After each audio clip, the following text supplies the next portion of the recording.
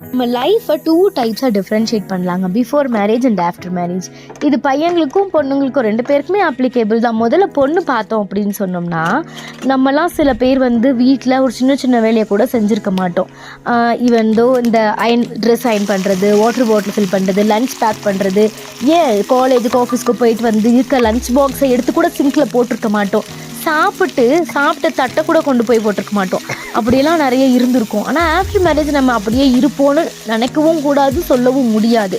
ஏன்னா after marriage நமக்கு நிறைய கமிட்மெண்ட்ஸ் வந்துடும். வீட்டு வேலை செய்யணும், பாத்திரம் விளக்கணும், துணி துவைக்கணும், வீடை பெருக்கணும், இப்படி எல்லாமே இருக்கும்.